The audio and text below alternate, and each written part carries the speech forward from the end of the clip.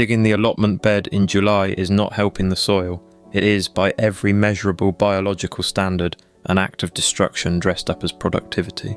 Beneath the surface of a July allotment bed exists a structure so complex, so deliberately organised, that calling it dirt is a category error. The soil matrix is not a passive growing medium.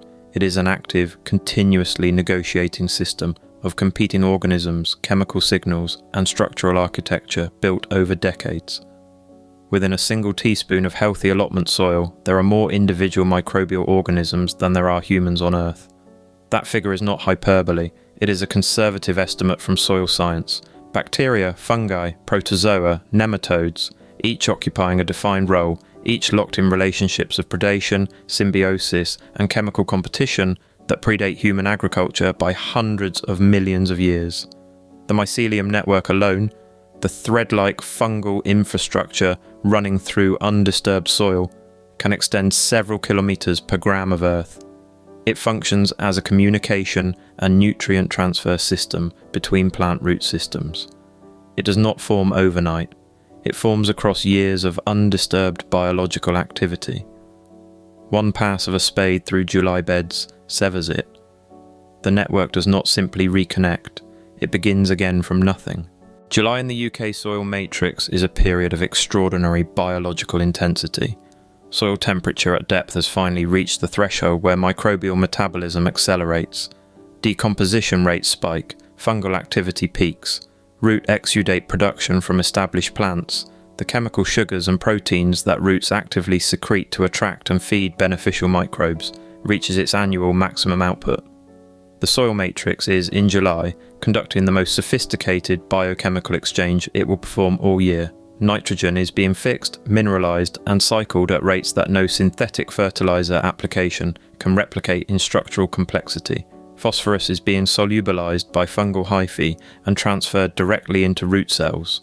Carbon compounds are being stabilized into humus, the long-chain organic matter that gives soil its structural integrity and water-holding capacity. This is the invisible work. It happens without human intervention. It happens, in fact, most efficiently when humans step back entirely. The adversary operating against this system is not obvious. It does not present itself as a threat. It presents itself as common sense. Compaction from foot traffic crushes the air pockets within the soil structure. Microbial aerobic processes require oxygen. Without pore space, the matrix shifts toward anaerobic conditions. Anaerobic microbial communities produce different metabolic byproducts, some of them toxic to plant roots. The soil does not announce this shift. The consequences appear weeks later as unexplained poor growth, yellowing, root stunting. Synthetic nitrogen inputs accelerate bacterial growth at the direct expense of fungal networks. Bacteria and fungi compete for the same carbon resources.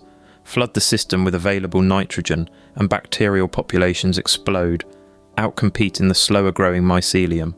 The plant gets a visible short-term growth response.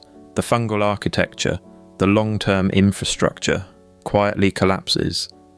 The plot becomes increasingly dependent on continued inputs to function at all. Bare soil in July, uncovered between crops, loses surface moisture rapidly. The desiccation of the top layer kills the microbial communities concentrated there. It exposes aggregates to erosion. It breaks the capillary structure that moves water upward from depth during dry periods. Weeds move in not because nature abhors a vacuum aesthetically, but because pioneer plant species are biologically primed to colonize disturbed, degraded ground. The weed is not an intruder. It is a biological response to a damaged system. Our ancestors, those who first worked allotment-scale plots across the British Isles centuries before the term allotment existed, had no soil science to explain what they observed. But observation was sufficient. The practice of mulching, of leaving undisturbed root structures in place after harvest, of rotating crops in patterns learned through generational failure, emerged not from ecological theory.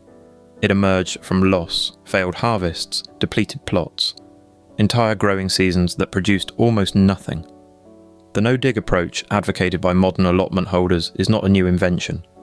It is a return to a biological logic that pre-industrial growers arrived at empirically without microscopes, without understanding mycelium, without naming the nitrogen cycle. They simply noticed that undisturbed soil grew better food. The science now explains why. The practice was already there.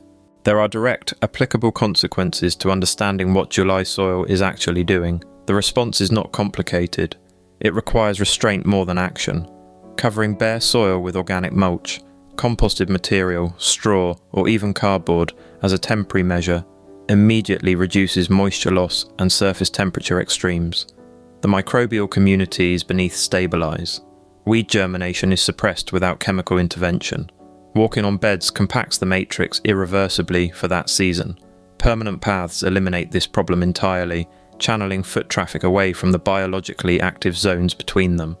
Where intervention is genuinely required, a broad fork aerates without inverting. The soil layers remain stratified. The fungal networks remain intact.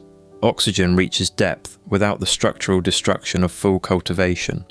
Adding compost to the surface, not digging it in, allows soil organisms to incorporate it at their own rate and depth. The process is slower.